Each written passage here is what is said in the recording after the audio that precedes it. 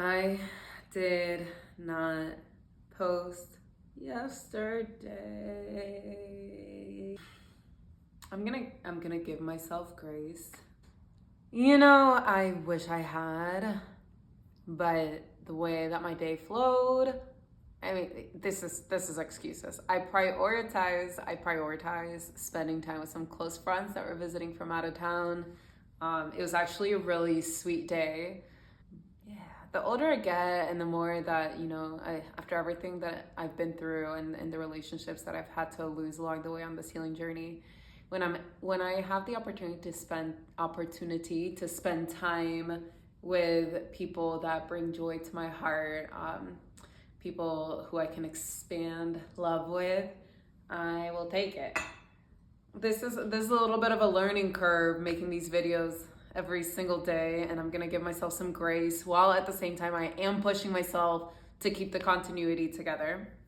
So we're gonna give me a little mark for missing yesterday. But something that I'm very mindful to not do with myself, that I would have definitely done in the past, is go into a shame spiral about not doing something perfectly. And we're just not gonna do that, because shame doesn't help any of us. Shame is oh man, shame is such a culprit in lowering our mental health and healing from trauma, from CPTSD, from all kinds of things. Shame is like right there at the center of so much of that stuff. So if you deal with shame, if you struggle with shame at all, you'll know what I'm talking about. Actually, if you want to engage in the conversation with me, comment below and tell me, how different things come up for you when you maybe say you're going to do something and you don't do it perfectly, what that's like, how you handle it, how you treat yourself through that, how you pick yourself back up and get to the other side. Do you struggle? Like, there's maybe guilt or accountability. Accountability is even healthier, where we can say, I could have done it better this way. Like, if I plan my day like that, or if I structure my routine in that way, there's going to be more chance that I'm going to succeed, and it's okay, and still give yourself grace. That's like the healthy way to do it. Shame is like, oh no, I messed up. I didn't do what I said I was going to do. I suck. Those shameful voices will say, like, I always do this, I'm the worst, da da da da da. That'll take us into a spiral that's actually counterproductive to what we're hoping to do. Anyways, all that. These are processes that I take myself through, that I talk myself through to support myself in staying in a place of love and grace, and which for me, and I would say is pretty universal. Staying in a place of love and grace and self-compassion actually increases my resilience. And resilience is essentially the capacity to stay present, the capacity to stay with whatever challenge it is that we're facing. But without further ado, my name is Paula Sinistera. If you are new here, I am a licensed mental health therapist. I specialize in helping folks heal from trauma, CPTSD, along with other conditions like OCD, depression, and anxiety, and panic. I've been doing this for almost 8 years now. I am also a psychedelic facilitator, both in my own private practice, and I facilitate an FDA research trials. And I am on this channel to share with you guys my own journey of healing, the wisdom and insights that come up for me and that unfold for me as I do this work, and also to pass on as much of the information as possible to support you guys on your journey as well. Let's see if I can take a sip of this tea now. It's pretty good. It's ginger. My clients love ginger. We often start our in-person sessions with a cup of ginger tea. It's very grounding and energizing. I actually want to get a little more educational with you guys today. I want to talk to you guys about one of the leading paradigms for understanding the psyche in psychology and Western psychology and therapy today. and that is the parts work models. There's a few of them. Probably the most thorough framework that has been created in modern psychology for understanding the psyche in terms of parts is Richard Schwartz's internal family systems model, which I myself have been have been deeply trained in and worked actually with my own IFS therapist for a couple of years. So it's being on the receiving end of that kind of therapy as well, which I found to be very helpful. I am not officially certified through their institution, as I have not gone through the official certification process, but I am deeply trained and practice in this model, and it 1000% informs the work that I do with my clients and the ways in which I relate to myself and the ways that I work with myself. The parts work model of the psyche essentially proposes, and this is actually not a new idea, like this idea that the psyche is made of different parts and has a quality of multiplicity to it, is something that has been around from as far as traditional cultures. They just might have different language for describing this phenomena that we are not just one thing. That, maybe original cultures, traditional cultures, indigenous cultures might have described as there being different spirits or entities moving through our system. That might scare some people. For some people, it might just be like, yeah, that makes sense to me. The Western psychological language for it is a little, it tends to be less spiritual and just a more kind of grounded in this reality. But what the IFS model, what the IFS model essentially proposes is that our psyche, our personality structure is one of multiplicity, that we have multiple parts. This is different. This stands in direct opposition to the mono-mind theory that dominated the Western cultural framework for so long, which was the idea that, we are one thing, and that if you are not the same person, if your personality changes when you're in this environment versus in that one, that there's something pathological about it. Or that if there are different parts of you and you acknowledge that, that immediately means that you have multiple personality disorder. Multiple personality disorder is something that does exist. The more the official term for it is dissociative identity disorder. That's a whole nother conversation. But regardless, it's been my experience, not just from studying it, but from doing this work with so many people and doing this work with myself, that we are indeed made up of multiple parts. As we talk about this, I find that it takes me takes me down into the conversation of like, what are we and who are we? And if we're made up of multiple parts, which one of those is really me? What the IFS framework proposes is that who we really are is self with a capital S. So this self with a capital S is essentially your core essence, who you are underneath these different kind of ego structures, these different parts of you. Stay with me here as I describe this, because I do believe that as I keep talking, I'm going to be able to help you guys understand this in as simple of a way as possible. This idea of the self as being the core essence of who we are beyond our thoughts and preferences and judgments and angers and jealousies and shames and guilt and wounds and all these different things that are part of the human experience. The idea that core essence is who we really are is not unlike what mindfulness traditions have been telling us for thousands of years.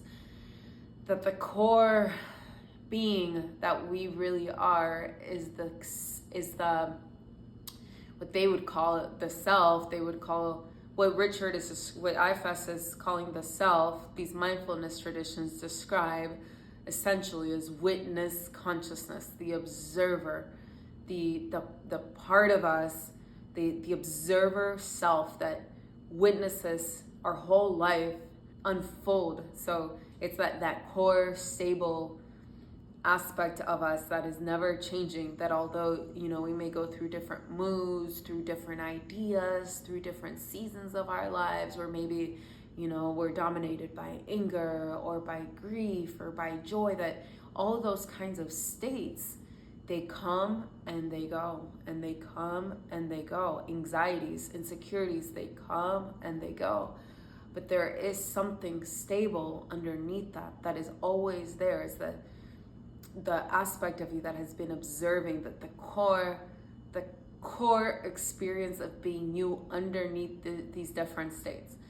What I tell my clients is that a good way to maybe think about it is that if those insecurities were you, or if that anger was you, or if that fear was you, if that depression was you, then it would always be there.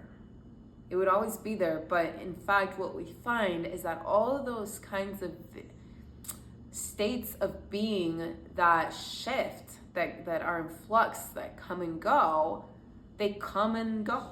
And there's still some deep experience of being you that remains. That is the self. That is the witness.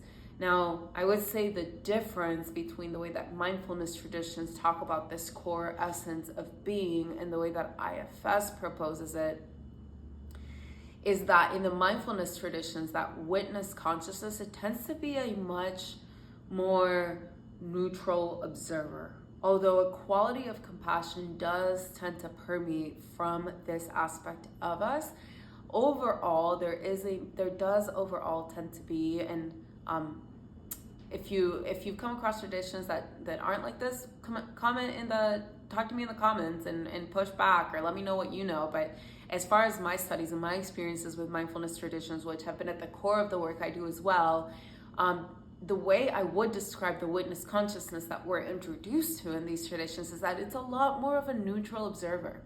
Like in Vipassana meditation, which was the form of meditation that I was originally trained in, that comes from Theravada Buddhism, the original form of meditation taught by the Buddha. It's all about tapping into the witness consciousness without attaching to anything that comes up or pushing it away. So getting into a space of neutrality. IFS, to me, in this sense, feels the way that IFS introduces us to that core self with a capital S. It really comes at it through an energy that to me feels more nurturing, maybe even introducing us to a little bit more of the feminine as well. A lot of those original meditation traditions, like Theravada Buddhism, they were quite, as you could say, they were quite masculine in their essence, taught by men, passed on by men. The feminine essence started making its way later on through Mahayana and Vajrayana Buddhism, but let me not overwhelm you guys with too many terms. IFS, the self, does have more of this nurturing quality to the self that's proposed. And so what this model teaches us, which maybe I'll try this video again with visuals. I think that might help you guys. I think I might be able to, it might be supportive for me to teach this with some visuals involved. But what the IFS model teaches us is that we know that we are in self, that we are in that core essence through, and this is kind of like a neat kind of Western thing that we're able to like put things into categories. This is when it helps to simplify these really big concepts.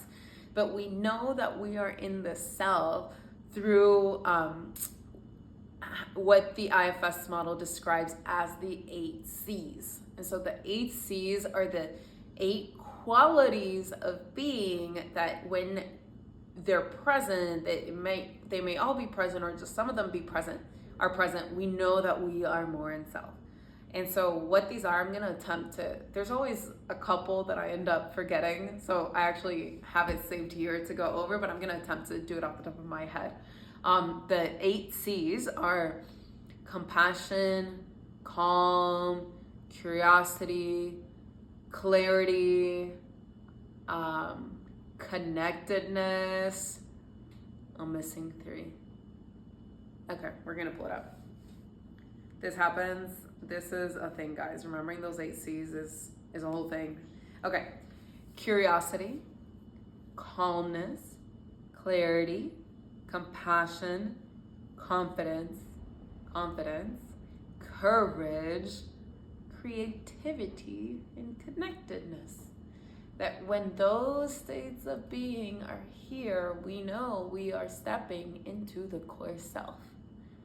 What I have found is that when I support my clients, or when we're doing this IFS informed work, to ask the parts of them that are defensive and tight, or angry, or jealous, or grieving, or resisting, when we get those parts to create some space, what naturally arises is an aspect of them that is compassionate, that isn't judgmental, that's actually, instead of judgmental, curious.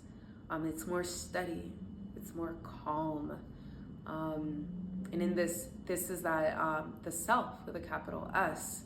When you are deep in meditation, this is a common experience for advanced meditators as well, that the more you meditate and the deeper you are in that state, those qualities of being start to emerge.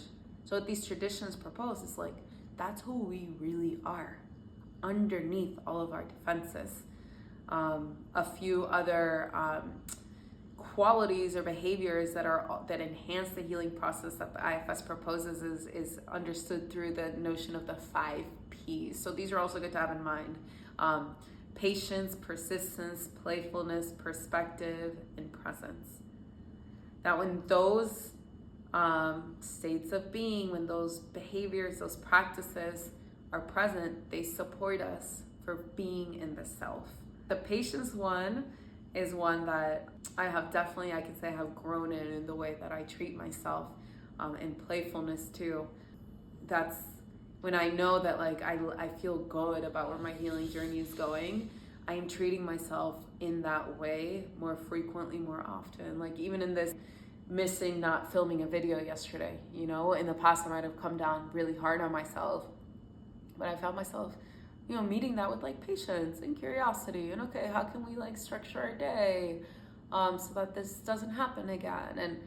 And to me, that's a sign that like, okay, I'm getting more and more with myself, becoming this unconditionally loving parent, this unconditionally loving attachment figure, which is essentially what the self is, with that core essence of being. Like when we get there, one of the primary signs that I would add to all these lists that we are there is that it feels like we are our own most, like the most ideal version of a parent that you could imagine. To feel unconditionally loved and treated with patience and kindness with yourself, to yourself, it's a sign that you're getting into self energy. I want to start teaching you guys about this because I do intuit and perceive that a lot of what I'm going to continue to build on in this channel and talk about is going to rest on a foundation of understanding these principles of the self and the parts. In my next video, I'm gonna bring in some visuals, and I'm gonna attempt to dive deeper into this and maybe even get into talking about the parts. But I'm gonna give this a second run in my next video, and we'll see how that goes. But welcome to my introduction to IFS and parts work, in the way that it intersects mindfulness traditions that have been around for thousands of years, and even indigenous and shamanic cultures that talk about the multiplicity of being. Like, all these traditions have been pointing to a very similar idea about who we really are and what it means to be human. And the way in which I work and study, I find myself always wanting to find that through line between different wisdom traditions and teachings to arrive at more and more truth. Like, for me, like, those through lines that, like, when we get to, like, they're all saying the same thing. I feel, my experience is how I sense it is that, like, we're getting at truth. We're getting more and more truth. So that'll also probably, you'll see that present in the ways that I pass on information to you guys here. Is I look for the place where those through lines meet. So hopefully you enjoy this. Let me know your reaction below. Let me know any questions, anything that came up for you. Like, dislike, subscribe. I would love to have you on this journey.